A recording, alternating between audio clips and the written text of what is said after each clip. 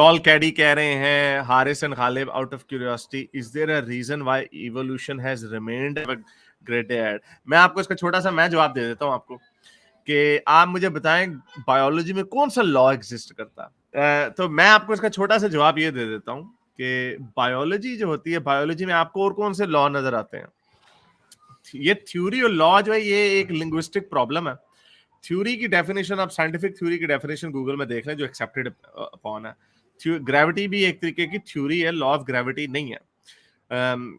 ये जो आपने बताया ना, law like gravity, for example, gravity का लॉ नहीं है, gravity also is a theory itself. Law जो होता है मोस्टली मैथमेटिकल होता है, और जो बायोलॉजी में क्योंकि वेरियस फैक्टर्स होते हैं, इसलिए ये एक लिंग्विस्टिक प्रॉब्लम है।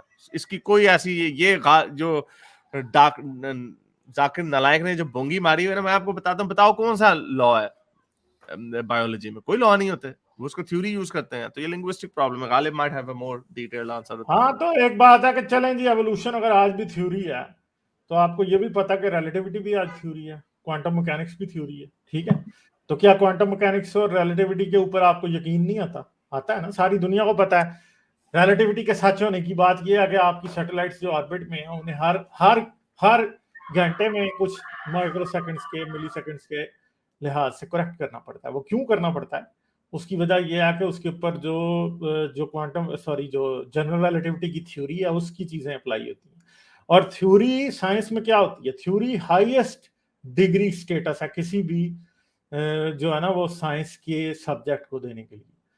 थ्योरी फैक्ट जो होता है, यहाँ लॉज, न्यूटन के लॉज थे, सही है, और आइंस्टाइन के लॉज नहीं आप कहते, आइंस्टाइन की आप थ्योरी कहते हैं। इसी तरह डार्विन की भी आप थ्योरी कहते हैं, इसी तरह नील्स बोर की, श्रोडिंगर, उनकी भी क्वांटम मैकेनिक्स को भी आप थ्योरी ही कहते हैं। तो theory highest status, highest respect अगर किसी चीज को दी जाती है साइंस में तो उसे थ्योरी कहा जाता है। थ्योरीज जो होती हैं उनके अंदर बहुत से फैक्ट्स कंबाइंड होते हैं। ऐसे नहीं होता कि थ्योरी किसी एक फैक्ट पे बेस्ड है।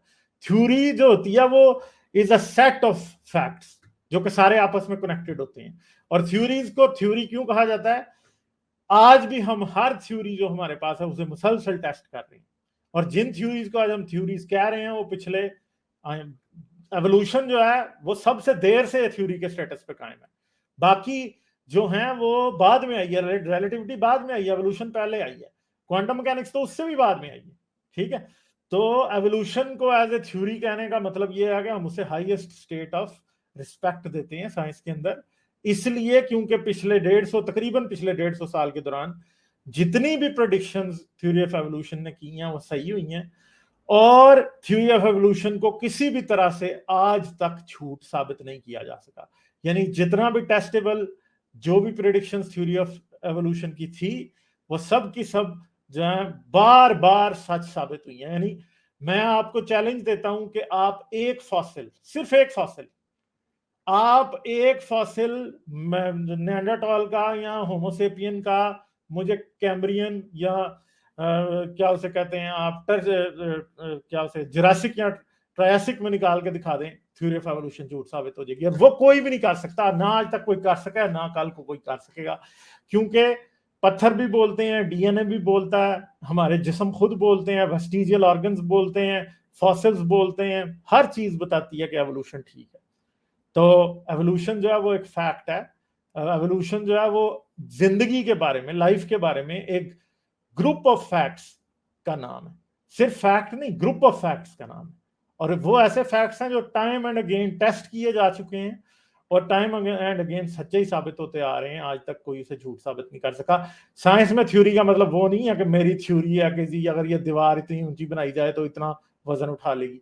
ये थ्योरी अंदाजा नहीं है।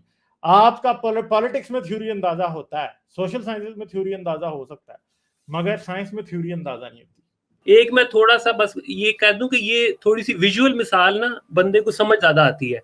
तो वो इस तरह की है कि भाई मेल्स के ऊपर निपल्स होने का कोई बंदा बता दे कि क्या उसका मकसद है। अल्लाह मियां ने इसके पीछे क्या हिकमत रखी हुई है कि मेल, चलो जी हम मान लेते हैं अपेंडिक्स हमें अंदर से कोई करती होगी और चीजों का कोई अपना होगा।